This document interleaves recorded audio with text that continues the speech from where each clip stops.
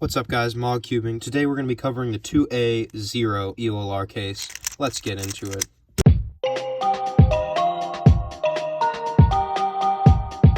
Okay, I want to start this video off a little bit differently, but last time we covered the 2A2 case and we talked about specifically one of the cases, the oriented adjacent case, like this, and I said that the mediocre arrow is the best that you can do. However, in fact, if you just do regular EO and then LR, it's the exact same number of moves. And so that's important to know. And actually what it allows us to do is it allows us to cancel. I don't know why I put that in quotes. It is a cancellation. And if you AUF correctly, you can cancel and get a special insert.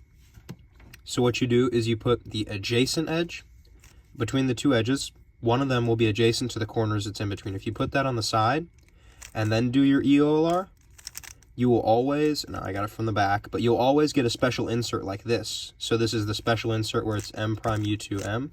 So that's just really important to know. I wanted to cover that. Now we'll get into 2A0. All right, so for this case, we have two ways to EO, but they both start out the same. Basically, we insert these two bad edges in the top layer into the D layer. But you'll notice that that gives us an arrow, which if we do an M2 is still an arrow. And so what that means is that we can also finish this with an M prime instead of an M, basically. So we can do either a one-way slice, where we put this to where that is, to where so we have bad edge, we put it down, and we bring the other bad edge to where it is, to where the old bad edge was, we put it into the D layer. And then we can either slice back or slice in the same direction, a slice in a one-way. So let's get into the case.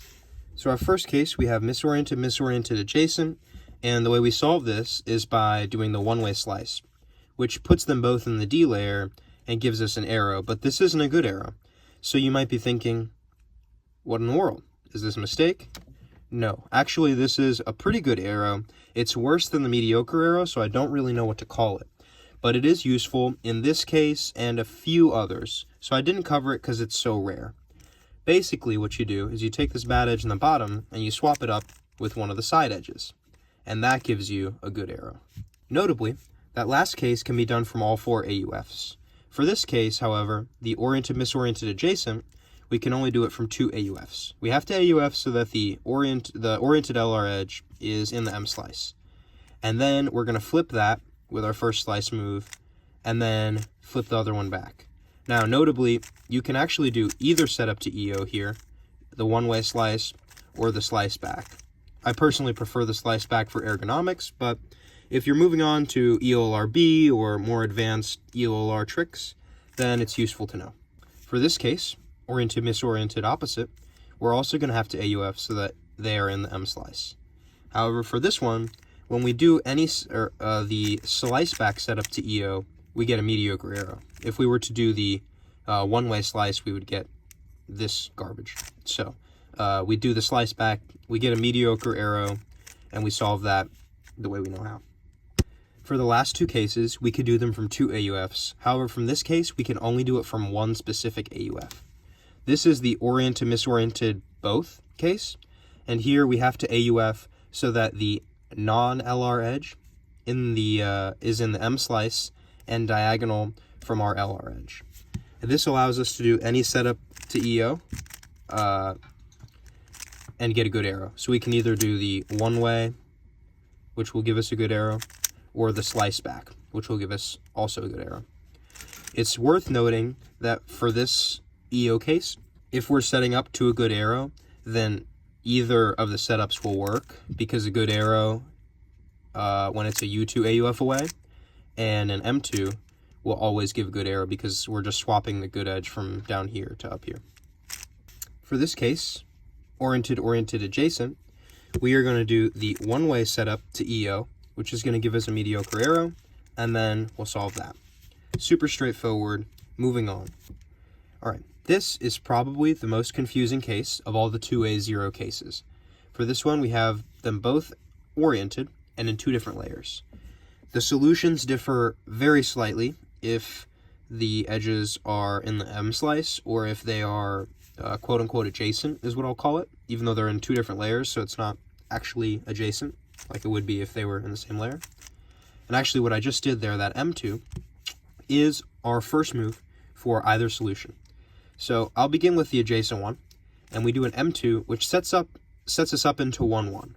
Now this is a very good 1-1 case, where we have them adjacent, like so, and we do that AUF to put the bad edges opposite on the M slice, and now we solve EO. And the way we do that, or the way we reduce to arrow, however you want to call it, is by slicing this LR edge, and then moving the other LR edge to where it was. So this edge is going to go here after the slice. And then we slice back, and that gives us a 1-move arrow, as you can see here. Bam.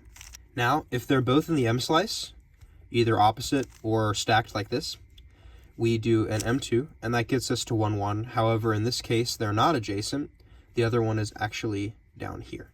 And so what we do for this one is we slice that one up, and then we do a U move to put this in the back, and we slice again. So in this case, we're doing a one-way slice, and we want to make sure that AUF, or not AUF, oh my goodness, that U move in between sends this so that it goes into the bottom layer, and we get a 1-move arrow in the back.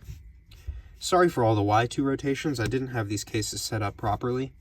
I hope you get it, and if you don't understand these cases yet, I will be making a 1-1 video, and I'll have linked that in the top right here. This is our final case. Both LR edges are in the bottom layer, and for this one, literally any setup to EO will give you a good arrow. Either one. Next time we're going to be covering 202. Make sure to subscribe and hit the bell so that you don't miss that one. This is a very interesting case. I look forward to getting into it. Make sure to leave a like if this video helped you, and leave any comments about if I missed anything. As you saw, I missed something in the last video, and I'm so sorry about that. I'm trying to avoid that, but these things are inevitable. Godspeed.